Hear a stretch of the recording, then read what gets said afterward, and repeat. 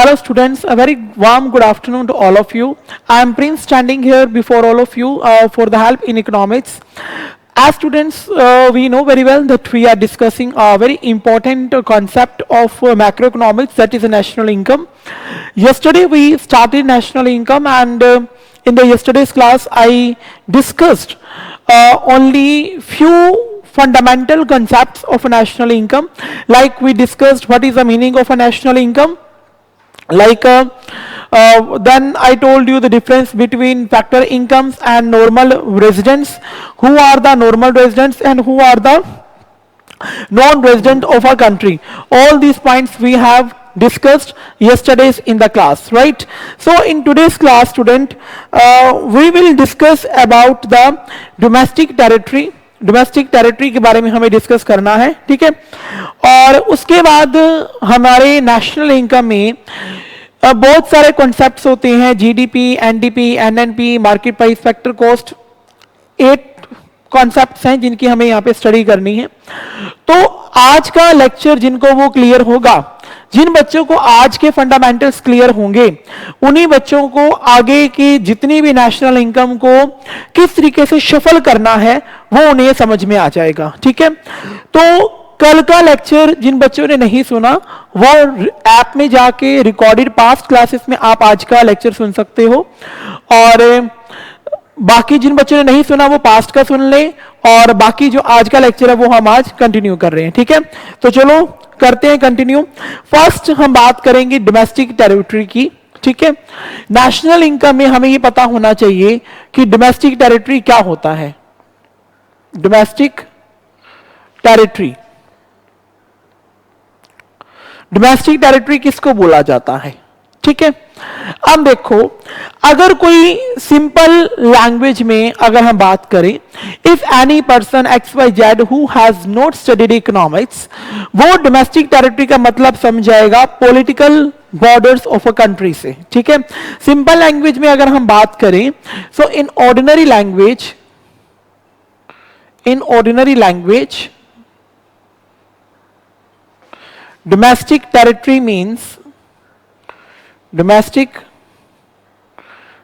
means political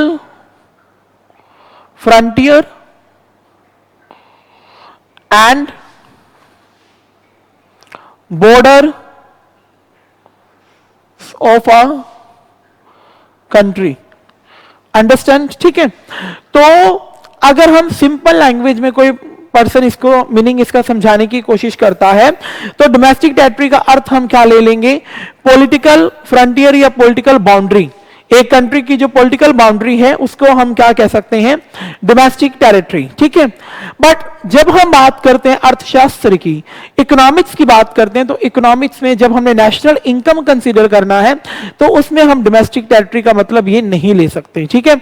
उसमें क्या अर्थ होगा आप लोगे, देखो, according to the United Nations,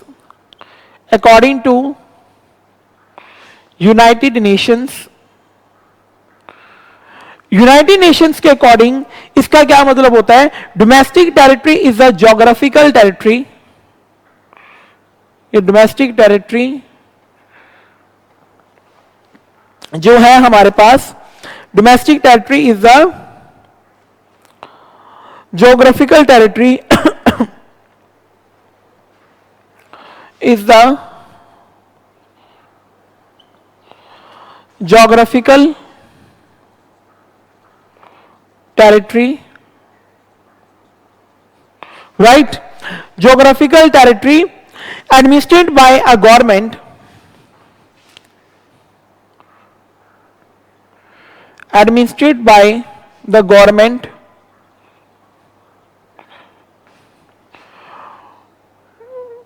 within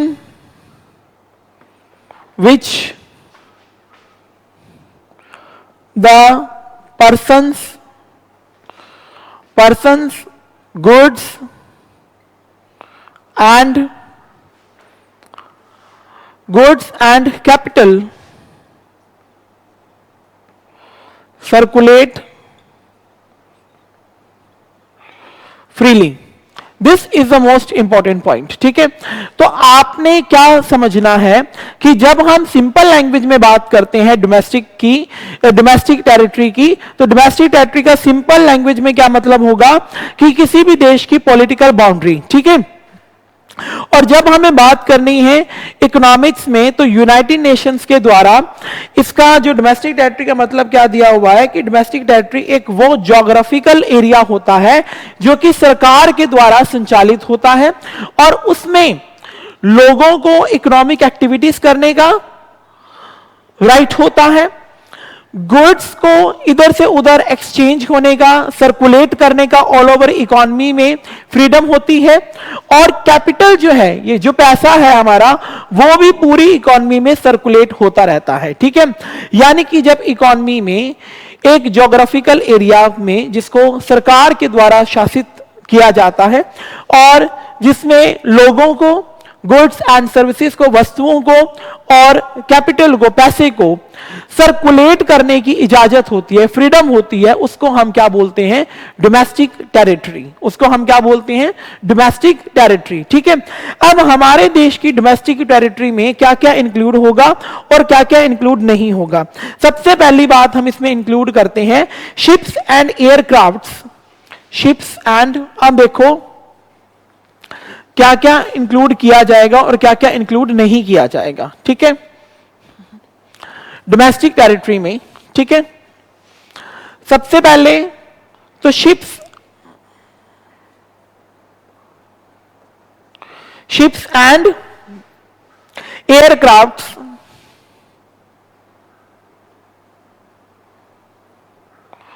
owned and operated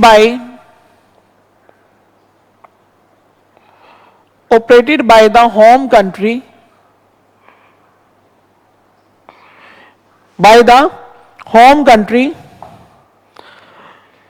between any other countries,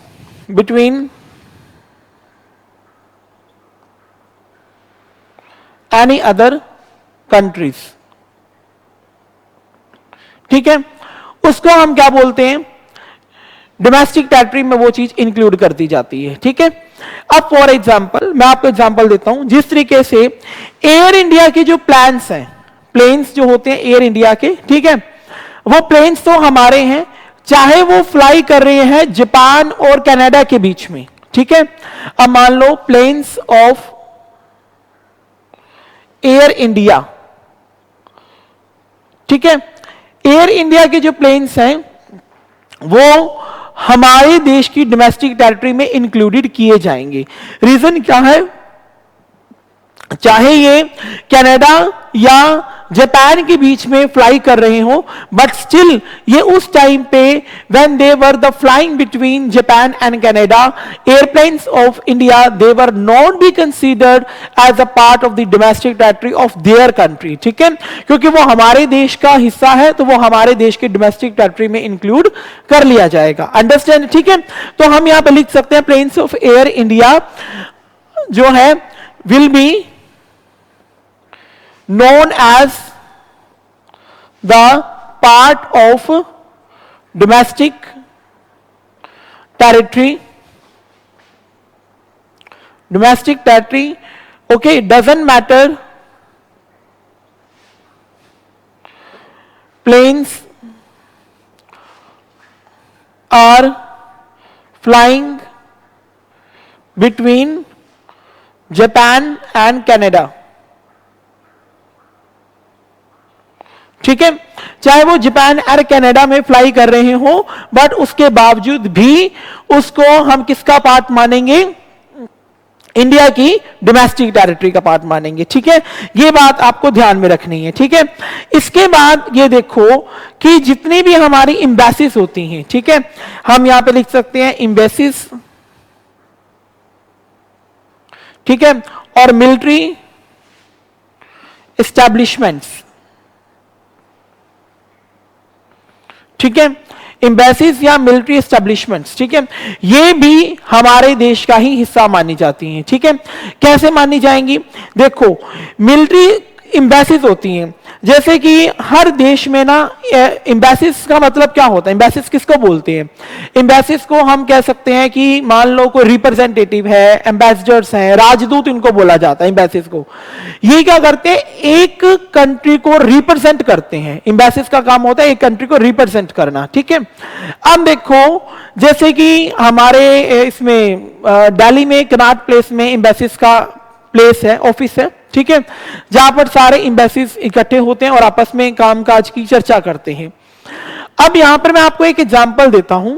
जिस तरीके से मान लो कोई इंडिया का एम्बेसी है, हमारा एम्बेसी है और हमारा रिप्रेजेंटेटिव है हमारी कंट्री का, वो कहां जाता है? He goes to United States of America. And when he goes to United States of America, at that time there he is representing our own country. वो हमारे देश को रिप्रेजेंट कर रहा है। वो इंडिया का एम्बेसी यूएसए में गया है तो वो हमारे देश की डोमेस्टिक टेरिटरी में इंक्लूडेड किया जाएगा। अंडरस्टैंड? इसी तरीके से मान लो हम अमेरिका की बात करते हैं। अमेरिका का कोई एम्बेसी हमारे इंडिया में आया है किसी काम से, तो उसको हम अपने इंडिया की डोमेस्टिक टेरिटरी में इंक्लूड नहीं कर सकते। वो किसकी डोमेस्टिक टेरिटरी में इंक्लूडेड होगा? अमेरिका की डोमेस्टिक टेरिटरी में इंक्लूड किया जाएगा। दोबारा से फिर सुन लो, हमने एम्बेसीज की बात कर रहे हैं। एम्बेसीज हर कंट्री की अलग अलग होती हैं। जिस कंट्री का जो एम्बेसी होगा वो उसकी डोमेस्टिक टेरिटरी में ही इंक्लूडेड किया जाएगा, चाहे वो दूसरी कंट्री में जाके सर्विस कर रहा हो, डजंट मैटर। फॉर एग्जाम्पल, जैसे इंडिया का कोई एम्बेसी है, वो अमेरिका जाता है, यूएसए में जाता है और हमारे देश को रिप्रेजेंट करता है, तो वो he will be considered with in are domestic territory, ठीक है, वो हमारे देश का हिस्सा माना जाएगा। इसी तरीके से कोई अमेरिका का बंदा है और वो हमारे देश में आकर के क्या कर रहा है?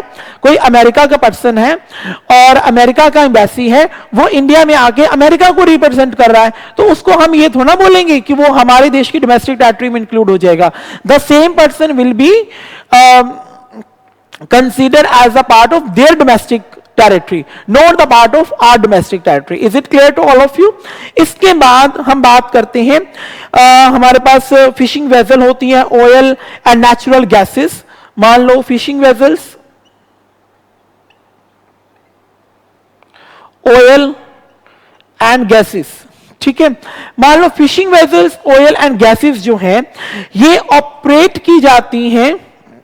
Fishing vessels, oil and natural gases are operated by the residents of a country, are operated by the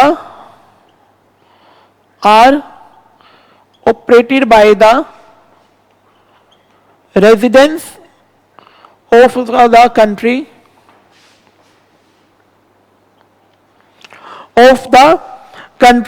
in the international water, in the बेटा मैंने इसके नेशनल इनकम के ना कुछ अपने पास नोट्स बना रखे हैं, ठीक है, और वो नोट्स मैंने अपने पास इस टाइम रखे हुए हैं। These notes are very very simple to understand the concept of national income, ठीक है।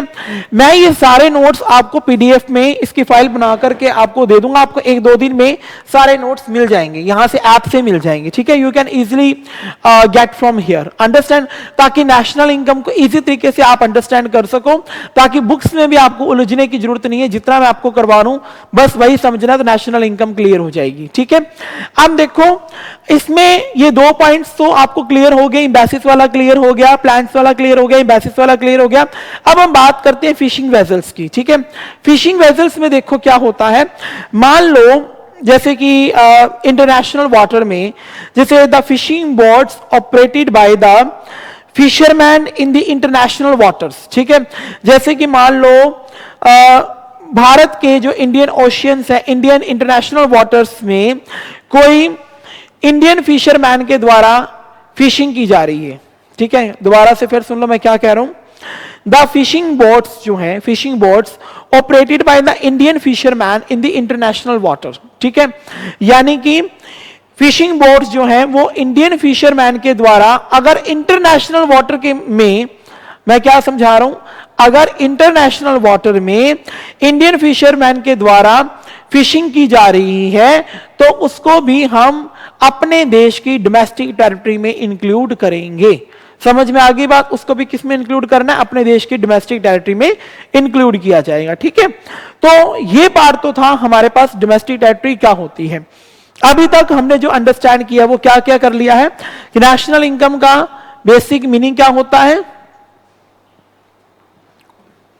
अब मैं इसको रिमूव कर देता हूं। ठीक है, अब हम जो ये बिल्कुल थ्योरेटिकल कंसेप्ट से इसको हमने पढ़ लिया, अब जो मेन टॉपिक्स पर चलते हैं। ठीक है, जैसे कि फॉर एग्जांपल अब हमने क्या क्या स्टडी कर लिया। हमने स्टडी कर लिया meaning of national income, meaning of national income पढ़ लिया। उसके बाद हमने फैक्टर को उसमें फैक्टर इनकम के बारे में और ट्रांसफर इनकम के बारे में पढ़ लिया। ठीक है, फिर उसके बाद हमने किसके बारे में पढ़ा था? Normal residents versus non resident of India. Understand? ठीक है, इसके बाद थर्ड हमें क्या एग्जांपल देना है? थर्ड एक मीनिंग ऑफ नेशनल इनकम हो गया, फैक्टर इनकम होगी, ट्रांसफर इनकम होगी, नॉर्मल रेजिडेंट्स पढ़ लिया, नॉन रेजिडेंट्स के बारे में पढ़ लिया, और आज की क्लास में हमने क्या डिस्कस किया है? डोमेस्टिक टेरिटरी के बारे में। ठीक है, कि डोमेस्टिक टेरिटरी में क्या क्या आता है। डोमेस्टिक टेरिटरी में मैंने क्या क्या बताया आपको? इंडियन प्लेन्स के बारे में, प्लेन्स ऑफ इंडियन एयरक्राफ्ट्स। ठीक है, उसके बाद मैंने आपको एम्बेसीज के बारे में बताया, इंडियन एम्बेसीज के बारे में। उसके बाद फिशिंग वेजल्स के बारे में। ठीक है, all these areas we have discussed in today's class. ठीक है, अब हम बात करते हैं मेन एरियाज पर। अब हमें इसके रिलेटेड एग्रीगेट्स की स्टडी करनी है। ठीक है, एग्रीगेट्स ऑफ नेशनल इनकम। ठीक है, क्या हमें स्टडी करना है? Different aggregates of the national income, aggregates related to national income. ठीक है, aggregates related to national income. अब सुन लो बेटा, इधर नेशनल इनकम के एग्रीगेट्स को स्टडी करने के लिए उससे पहले हमारे पास कुछ बेसिक नॉलेज होनी चाहिए। ठीक है, वो बेसिक नॉलेज क्या है? देखो, कुछ कॉन्सेप्ट्स हैं, ठीक है, जिनके बारे में आपको अगर नहीं पता तो you can not understand the concepts properly. ठीक है, आप उन कॉन्सेप्ट्स को अच्छे से अंडरस्टैंड ही नहीं कर पाओगे। ठीक है, सबसे पहला हमारे पास आता है ग्रोस वैल्यू। ठीक है, और एक आता है नेट वैल्यू। एक क्या है? ग्रोस वैल्यू, और दूसरा क्या है? Net value. अंडरस्टैंड? ठीक है, अब देखो ग्रोस वैल्यू को और नेट वैल्यू को क्या बोलते हैं। ठीक है, ग्रोस वैल्यू हमारी होती है बच्चों परचेसिंग वैल्यू। ग्रोस वैल्यू क्या है? Purchasing value, right. और नेट वैल्यू जो होती है, this is known as a actual value.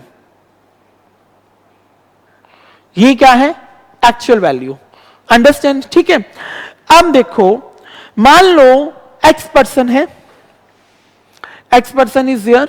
ठीक है, इसने 2 years बैक ही बॉट अ मोबाइल। ठीक है, ही बॉट अ मोबाइल, मान लो इसने सैमसंग का मोबाइल खरीदा।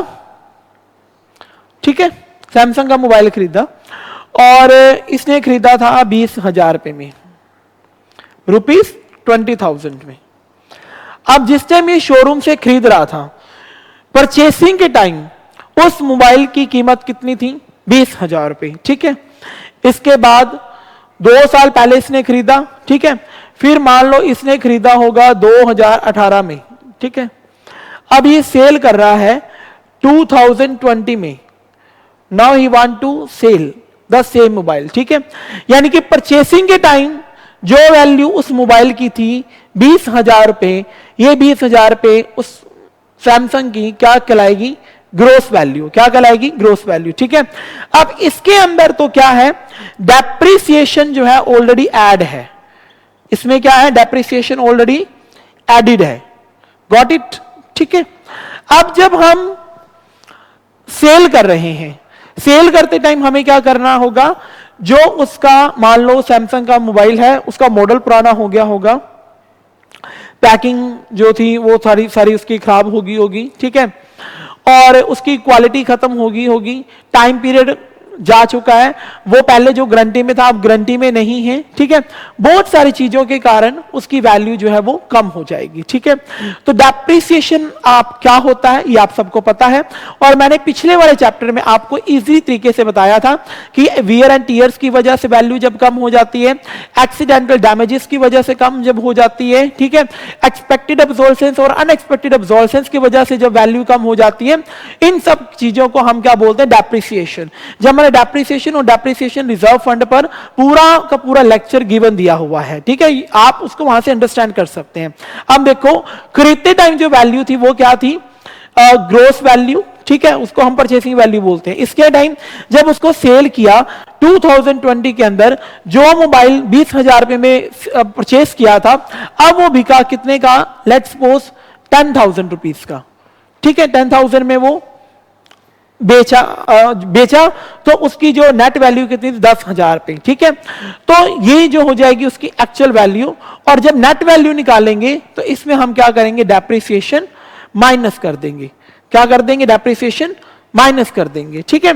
तो हमारे पास क्वेश्चन आता है कि डेप्रिसिएशन क्या है, डेप्रिसिएशन क्या है, depreciation is the difference between gross value and net value. Depreciation क्या हुआ बच्चों, डेप्रिसिएशन क्या हुआ, gross value minus net value, ठीक है। तो ₹20,000 माइनस ₹10,000, ठीक है, तो हमारे पास कितना आ गया, 10,000, ठीक है। ये 10,000 जो होगा ये हमारा डेप्रिसिएशन कहलाएगा, ठीक है। ये क्या है, डेप्रिसिएशन, यानी कि 10,000 पे जो वैल्यू है वो कम हो जाएगी, ठीक है। अब आपने नेशनल इनकम जब करोगे, अब क्योंकि आपको पता होना चाहिए हमें ग्रोस से नेट पर जाना है, नेट से ग्रोस पे जाना है, तो क्या हम करेंगे, ठीक है। अगर जब हम भी हमें ग्रोस से नेट पर जाना होगा, देख लो इधर, अब यहां तक सबको क्लियर हो गया। अब मैं इस इंफॉर्मेशन को रिमूव कर देता हूं, ठीक है। अब सबको पता चल गया है कि ग्रोस वैल्यू क्या है, नेट वैल्यू क्या है, ठीक है। मैंने यहां पे सिंपली लिख देता हूं, ठीक है, यहां पे लिखा मैंने, देखो ग्रोस वैल्यू, ठीक है, ओके, इधर लिख देते हैं ग्रोस वैल्यू, ठीक है, और यहां पे लिख देता हूं नेट वैल्यू, अंडरस्टैंड, ठीक है। अब क्या है, ये जो अगर मेरे को ग्रोस वैल्यू से नेट वैल्यू पर जाना है, ग्रोस से नेट पर जाना है, तो मैं क्या करूंगा, डेप्रिसिएशन प्लस होगा माइनस होगा, depreciation will be minus, minus depreciation, understand, ठीक है। अगर मेरे को नेट वैल्यू से ग्रोस पर जाना है, ठीक है, तो मैं क्या करूंगा, डेप्रिसिएशन को प्लस कर दूंगा, depreciation will be added, understand, ठीक है, क्लियर हो गया। और ग्रोस वैल्यू हमारी क्या होती है, परचेसिंग वैल्यू, राइट, और नेट वैल्यू जो है ये हमारी क्या होती है, actual value. Is it clear to all of you, ठीक है। यहां तक सबको क्लियर हुआ है कि नहीं हुआ, I hope it is clear to all of you, ठीक है। अब हमारे पास ग्रोस वैल्यू और नेट वैल्यू का तो मतलब सबको समझ में आ गया, ठीक है। जहां पर हमने डेप्रिसिएशन की बात करी थी, क्योंकि बच्चों आपने नेशनल इनकम के न्यूमेरिकल्स करने हैं, न्यूमेरिकल्स आर वेरी इंपॉर्टेंट, ठीक है। न्यूमेरिकल में आप ये सोचो कि हमें सीधी सीधी स्टेटमेंट गिवन होगी, तो यू आर एब्सोल्युटली रॉन्ग, सीधी स्ट्रेट फॉरवर्ड स्टेटमेंट गिवन नहीं दी जा सकती। डेप्रिसिएशन के और भी बहुत सारे वर्ड्स हैं, ठीक है, जिनको आपको पता होना चाहिए। अगर न्यूमेरिकल में डेप्रिसिएशन की जगह और कुछ वर्ड्स गिवन दिया हुआ है तो आपको पता होना चाहिए, कैसे, जैसे मान लो करंट रिप्लेसमेंट कॉस्ट, ठीक है, देखो यहां पे लिख लो current replacement cost. If current replacement cost is given, it means this is depreciation, ठीक है। तो आप समझ जाना, अगर करंट रिप्लेसमेंट कॉस्ट न्यूमेरिकल में गिवन है तो इसका मतलब है यहां पे डेप्रिसिएशन की बात हो रही है, ठीक है। इसके अलावा replacement cost of fixed capital, replacement cost of fixed capital, fixed capital. Understand? ये भी हमारा क्या होगा? डेप्रिसिएशन। इसको भी हम क्या बोलते हैं? डेप्रिसिएशन बोलते हैं। थर्ड पॉइंट हमारे पास आता है capital consumption allowance. Capital consumption allowance. ठीक है, ये सारे पॉइंट्स मैंने लिखे हुए हैं अपने पास। ठीक है, ये ताकि तुम्हें ये मैं बता सकूं इजी तरीके से कि डेप्रिसिएशन, कहीं ये सोचने लग जाओ अभी डेप्रिसिएशन तो न्यूमेरिकल में आया ही नहीं है, ये वर्ड तो है नहीं, अब उसको ढूंढते रह जाओ। तो अगर ये वर्ड सी भी लिखे हैं तो इसका मतलब भी क्या है? डेप्रिसिएशन। इसके अलावा एक होता है consumption of fixed capital. Consumption of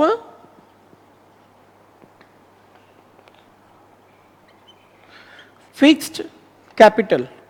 ठीक है, कंजम्पशन ऑफ फिक्स्ड कैपिटल जो है ये भी क्या कहलाता है? डेप्रिसिएशन। ठीक है, तो ये सारे टर्म्स जो हैं these are the synonyms of a depreciation.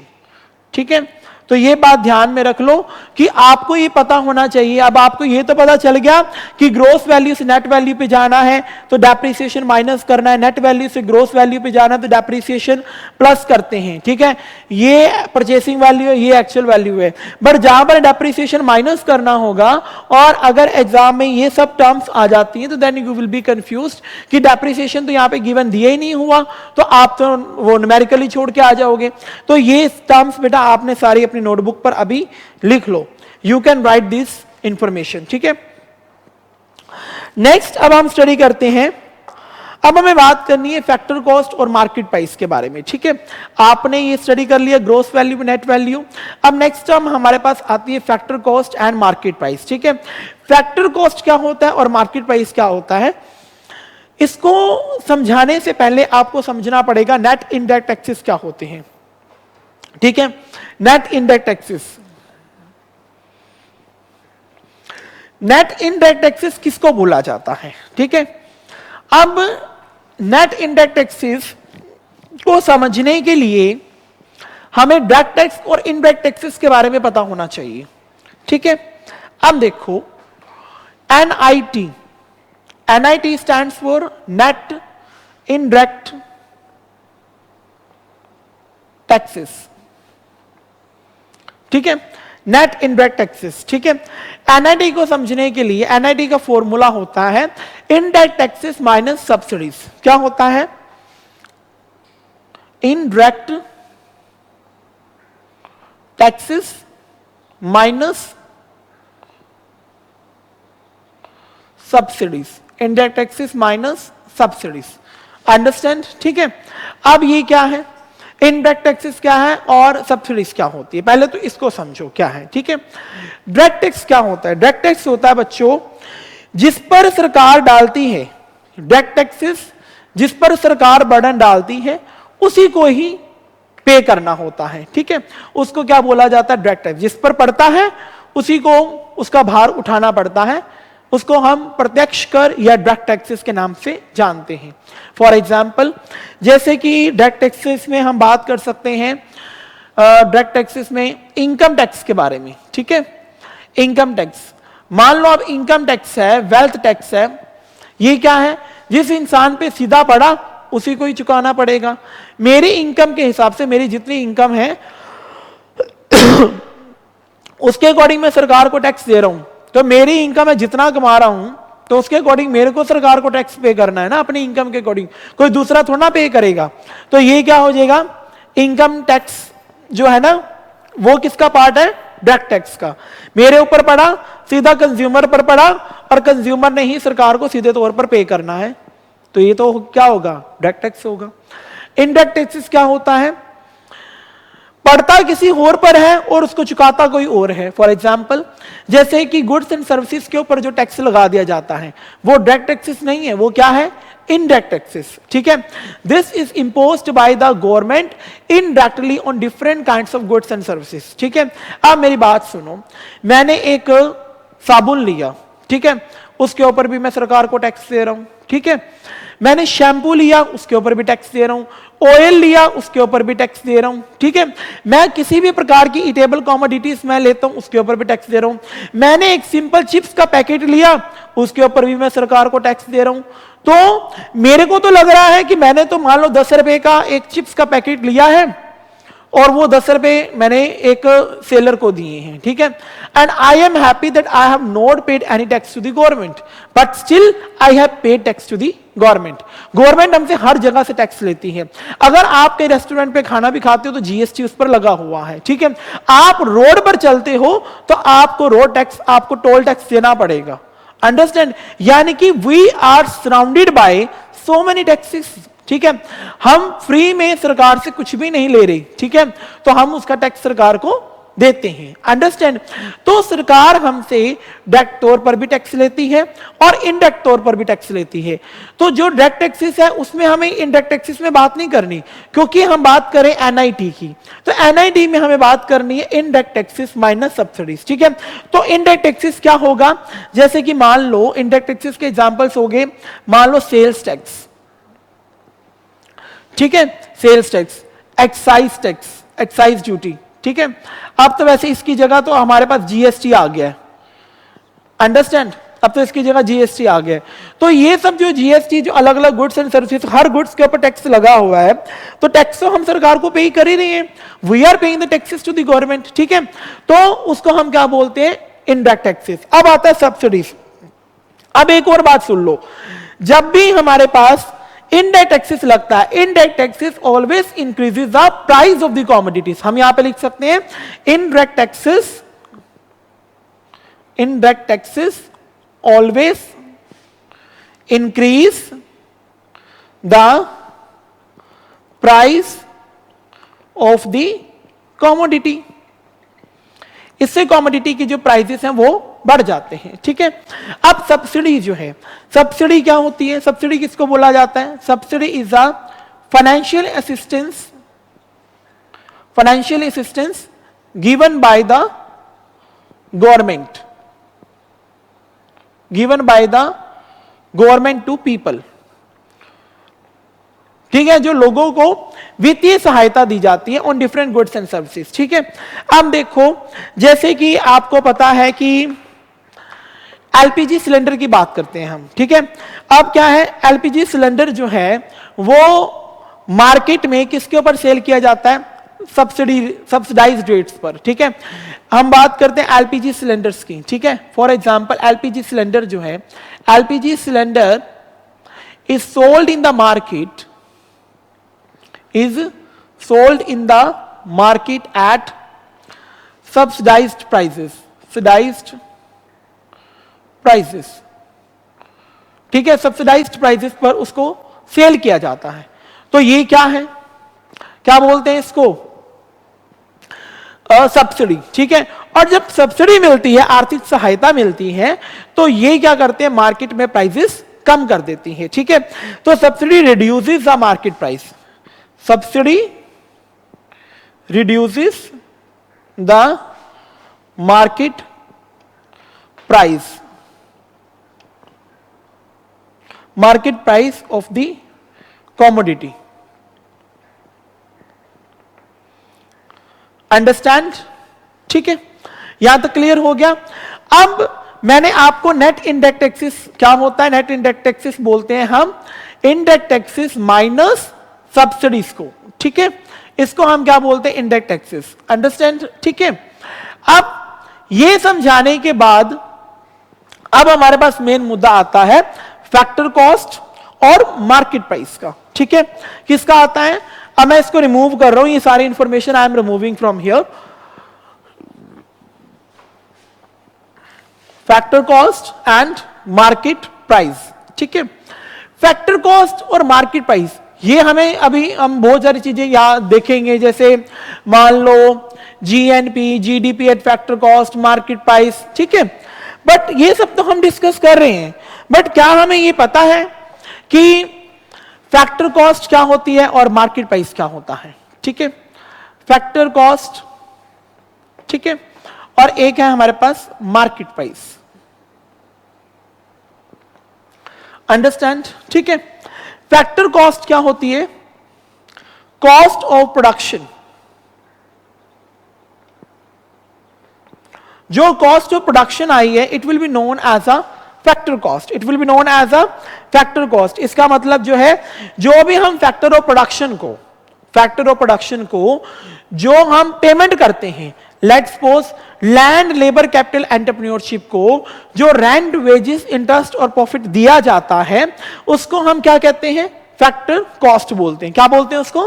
Factor cost. और ये हमारे फैक्टर कॉस्ट जो आती है, यानी कि फैक्टर, क्योंकि प्रोडक्शन के अंदर हमें फैक्टर सर्विसेज की जरूरत है, और उनको जो हम पेमेंट देंगे वो हमारी क्या कहलाएगी? Factor payment. और उसी को हम क्या बोलते हैं? कॉस्ट ऑफ प्रोडक्शन बोलते हैं। ठीक है, तो फैक्टर कॉस्ट में हमारे पास क्या आ गई? Cost of production. जब हम बात करेंगे मार्केट प्राइस की, ठीक है, मार्केट प्राइस किसको बोला जाता है? What is market price by the way? क्या होता है मार्केट प्राइस? मार्केट प्राइस होता है, this is the price at which the product is actually sold in the market. ठीक है, market price, it is that price at which the product is actually sold in the market. ठीक है, जिसमें market में product जो है actually cell किया जाता है, उसको हम क्या बोलते हैं? मार्केट प्राइस बोलते हैं। ठीक है, अब देखो हमें बात करनी है एनआईटी की। ठीक है, अब देखो एक तरफ हमने क्या लिखना है? Factor cost. एक तरफ फैक्टर कॉस्ट लिख लिया, ठीक है, और एक तरफ हमने लिख लिया मार्केट प्राइस। ये है हमारा मार्केट प्राइस। ठीक है, राइट। अब आप देखो, जब मैं फैक्टर कॉस्ट से मार्केट प्राइस पर जाऊंगा, ठीक है, मान लो फैक्टर कॉस्ट से मार्केट प्राइस पे जाते हैं, ठीक है, तो एनआईटी क्या हो जाएगा? Plus NIT, net indirect taxes क्या हो जाएंगे? ऐड हो जाएंगे। अगर मैं मार्केट प्राइस से किस पे आता हूं? Factor cost per. ठीक है, तो एनआईटी क्या हो जाएगा? माइनस। अभी कैसे होगा ये? अभी जब न्यूमेरिकल पोर्शन आएगा मैं आपको करवा दूंगा। ठीक है, आज आप इसको समझो, कल मैंने आपको इसके न्यूमेरिकल समझाऊंगा कि फैक्टर कॉस्ट से मार्केट प्राइस पे जाके हम कैसे निकाल लेंगे, क्या कैसे न्यूमेरिकल आ सकता है। ठीक है, कल थोड़े से इसके न्यूमेरिकल की प्रैक्टिस भी करेंगे, बेसिक न्यूमेरिकल्स की। जब रिलेटेड एग्रीगेट्स की आठों कंसेप्ट मैं करवा दूंगा, आठों कंसेप्ट करने के बाद उनके रिलेटेड एग्रीगेट्स हम बाद में स्टडी करेंगे। ठीक है, तो यहां तक हो गया। ये हमने कर लिया नेट इनडायरेक्ट टैक्सेस के बारे में। ठीक है, अब हम जो डिटेल स्टडी करनी है, हमारे पास लास्ट बचता है। अभी हमने 4 जो बेसिक फंडामेंटल्स हैं वो हमने डिस्कस कर लिए हैं। Now we will discuss about factor income, net factor income from abroad. Net factor income from abroad. ठीक है, net factor income from abroad, इसको बोलते हैं NFIA। ठीक है, net factor income from abroad. ठीक है, अब net factor income from abroad जो है वो क्या है? किसको बोलते हैं net factor income from abroad? Net factor income from abroad, देखो यहां पे मैं लिख रहा हूं NFIA is the difference between FIFA and FITA. FIFA and FITA. Understand? Now, what is meant by FIFA and what is meant by FITA? Okay. FIFA stands for factor income earned from abroad. बेटा मुझे एक दिन marker की जरूरत है, just wait, let me take a marker first.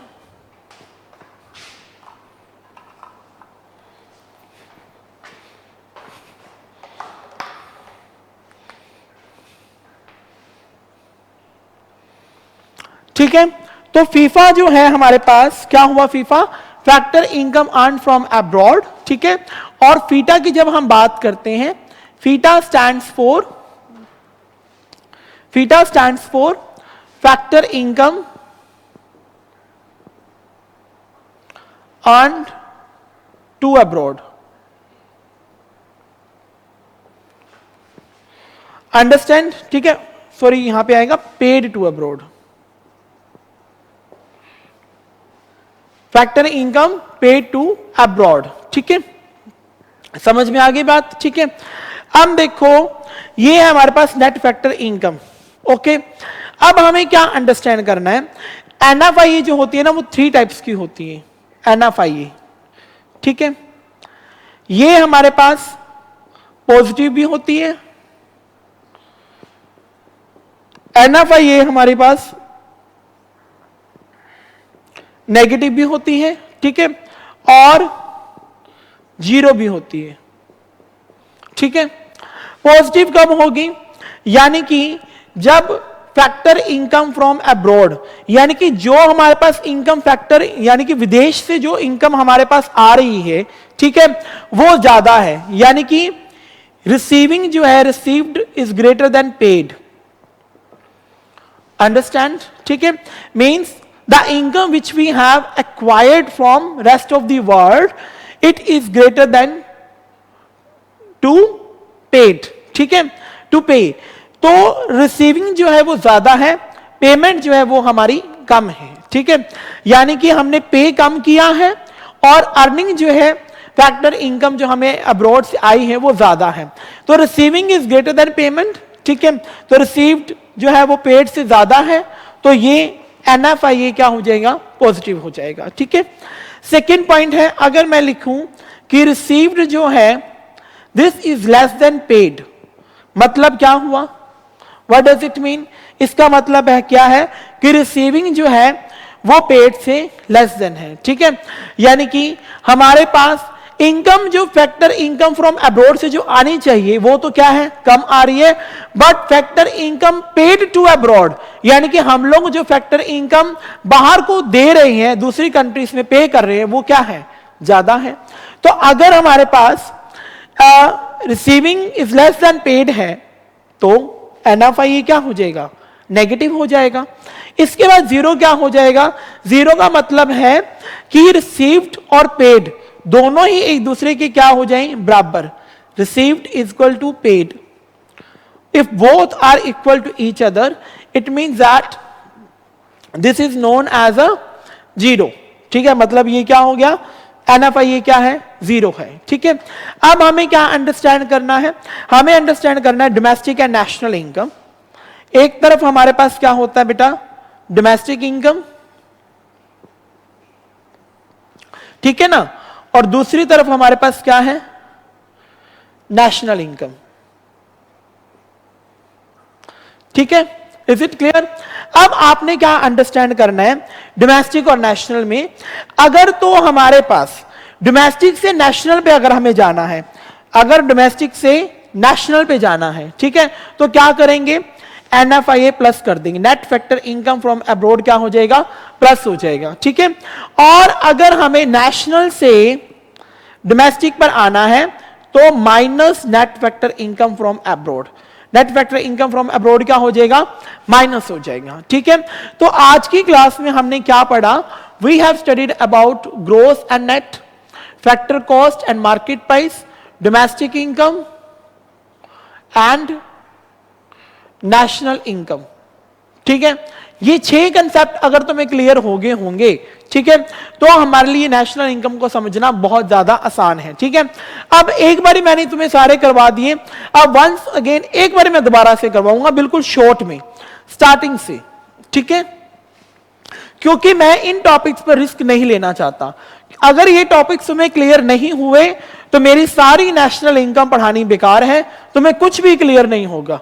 हर चीज को cram करने की कोशिश करोगे and ultimately you will not be able to understand anything, ठीक है. I am watching here just a one query, just wait.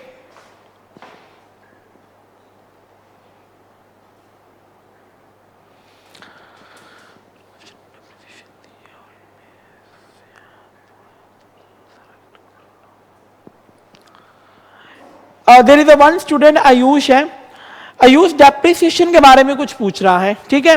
But ये डेप्रिसिएशन में जो क्वेश्चन उसने पूछा है वो क्वेश्चन ही क्लियर नहीं है। तो बेटा आई रिक्वेस्ट यू पहले आप क्वेश्चन सही से लिखो कि व्हाट आर यू आस्किंग, ठीक है, ask the question in a proper manner, ठीक है, then I will answer you, ठीक है। आप क्वेश्चन दोबारा से डाल दो, मैं आपको अभी आंसर करता हूं, ठीक है। अब देखो चलो दोबारा से स्टार्ट करते हैं। हमने कितने कंसेप्ट स्टडी किए हैं? बेसिक, फंडामेंटल्स, ठीक है। बेसिक फंडामेंटल्स में हमने 6 बेसिक स्टडी की हैं, ठीक है। 6 बेसिक्स में फर्स्ट क्या है? ग्रोस वैल्यू, ठीक है, और एक है नेट वैल्यू। अंडरस्टैंड, ठीक है। Gross value and net value, ये इतना बड़ा बड़ा लिखने का ना यहां पे स्पेस नहीं है हमारे पास, यहां पे लिखते हैं gross value and net value. First concept ये है। ग्रोस वैल्यू मैंने क्या बताया आपको? परचेसिंग वैल्यू, ठीक है। नेट वैल्यू जो है this is known as a actual value, ठीक है। अंडरस्टैंड। और मेन कॉन्सेप्ट जो है जिस पर ग्रोस और नेट दोनों टिके हुए हैं, ठीक है, both gross and net based upon depreciation.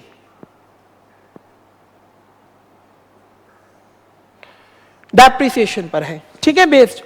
अब देखो अगर मेरे को ग्रोस वैल्यू, ठीक है, one side I can write gross value, here I can write net value, ठीक है। अब हमें क्या करना है? अगर मेरे को ग्रोस से नेट वैल्यू पर जाना है, ग्रोस से नेट वैल्यू पर जाना है, तो what will I do? I will do depreciation क्या हो जाएगा मेरा? माइनस हो जाएगा, ठीक है। अगर मेरे को नेट वैल्यू से ग्रोस पर आना है तो मैं क्या करूंगा? डेप्रिसिएशन प्लस कर दूंगा, डेप्रिसिएशन प्लस हो जाएगा। Is it clear? ये तो हो गया फर्स्ट, ठीक है। इसके बाद हमें बात करनी है सेकंड, ठीक है। सेकंड क्या है? एनआईटी के बारे में, नेट इंडायरेक्ट टैक्सेस के बारे में स्टडी करना है। अब नेट इंडायरेक्ट टैक्सेस क्या है? नेट इंडायरेक्ट टैक्सेस किसको बोलते हैं? NIT, indirect taxes minus subsidies, indirect taxes minus subsidies. Understand, ठीक है। अब देखो आपने इसमें क्या करना है? एक होता है हमारे पास फैक्टर कॉस्ट, लिख देते हैं हम फैक्टर कॉस्ट, और दूसरा है मार्केट प्राइस। अंडरस्टैंड, ठीक है। फैक्टर कॉस्ट जो होगा इसको हम क्या बोल सकते हैं? Cost of production,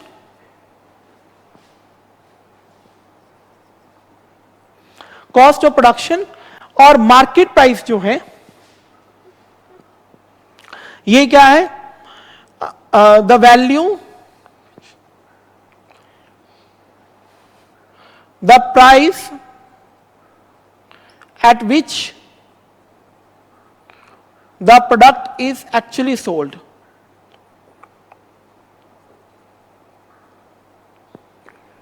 sold means actual selling value in the market, ठीक है। अब देखो हमें क्या करना है? Factor cost and market price, ठीक है। इसमें से हमें देखना है, अगर तो फैक्टर कॉस्ट से मुझे किस पर जाना है? मार्केट प्राइस पर जाना है, ठीक है। फैक्टर कॉस्ट से गया मार्केट प्राइस पर, ठीक है। तो क्या करेंगे? Plus NIT, net indirect taxes क्या हो जाएगा? प्लस हो जाएगा, ठीक है। इसके अलावा जब मार्केट प्राइस से फैक्टर कॉस्ट पर जाते हैं तो एनआईटी क्या हो जाएगा? सब्ट्रैक्टेड, माइनस हो जाएगा, माइनस एनआईटी। अंडरस्टैंड। इसके बाद हमने क्या स्टडी किया? थर्ड कॉन्सेप्ट जो है हमारे पास है, this is a NFIA, net factor income from abroad, ठीक है। एनएफआईए जो है ये किसका डिफरेंस है? ये डिफरेंस है FIFA minus FITA, FIFA minus FITA, ठीक है। फीफा क्या है? Factor income from abroad, factor income earn from abroad, and this is a factor income paid to abroad. Understand, ठीक है। तो अब देखो बच्चों यहां पर हमने यहां पे factor income from abroad FITA and FIFA को समझ लिया, ठीक है। हमारे पास एनएफआईए जो है, NFIA पॉजिटिव कब होती है? जब हमारे पास रिसीविंग ज्यादा है पेमेंट से, ठीक है। NFIA जो है हमारे पास नेगेटिव कब होगी? When receiving is less then payment, ठीक है। NFIA जो है हमारे पास जीरो कब होती है? जब receiving and payment both are equal to each other. Understand, ठीक है। अब हमें यहां पे क्या करना है? डोमेस्टिक इनकम और नेशनल इनकम की बात करनी है। एक तरफ तो है बेटा डोमेस्टिक इनकम और एक तरफ है नेशनल इनकम, ठीक है। ये है domestic income and this is called as a national income, ठीक है। Now you have to understand one thing, अगर डोमेस्टिक इनकम से नेशनल इनकम पर जाना है, ठीक है, मुझे क्या करना है? डोमेस्टिक से नेशनल पर जाना है, तो मैं क्या करूंगा? NFIA को ऐड कर दूंगा, ठीक है। नेट फैक्टर इनकम को मुझे क्या कर देना है? ऐड कर देना है। और अगर मेरे को नेशनल से डोमेस्टिक पर जाना है तो मैं क्या कर दूंगा? NFIA को माइनस कर दूंगा, ठीक है। Understand students? तो आज की क्लास में ये पूरी टेक्निकल क्लास थी। अगर इसमें से आपको समझ जाओ बेटा, ग्रोस वैल्यू, नेट वैल्यू को समझो, ग्रोस से नेट पे जाते हैं और नेट से ग्रोस पे जाते हैं, तो डेप्रिसिएशन के साथ क्या होता है। इसके बाद फर्स्ट कंसेप्ट को अंडरस्टैंड करने के बाद अगर हम फैक्टर कॉस्ट से मार्केट प्राइस पर जा रहे हैं या हम मार्केट प्राइस से फैक्टर कॉस्ट पर जा रहे हैं तो व्हाट विल हैपन, ठीक है। इसके बाद हमारे पास डोमेस्टिक इनकम है, यहां पर जो Y है, Y स्टैंड्स फॉर इनकम, ठीक है। अगर डोमेस्टिक इनकम से नेशनल इनकम पर जाना है what will be happen, and if national income से मेरे को किस पर जाना है? डोमेस्टिक इनकम से, तो क्या होगा? अंडरस्टैंड? इसी तरीके से ग्रोथ से नेट पे जाना है या नेट से ग्रोथ पे जाना है तो क्या होगा? ये अगर सारे फंडामेंटल्स आपको क्लियर होंगे तो आपको नेशनल इनकम प्रॉपर्ली क्लियर होगा, अदरवाइज नहीं हो सकता, ठीक है। अब एक आयुष ने क्वेश्चन पूछा हुआ है, व्हाट इज द क्वेश्चन?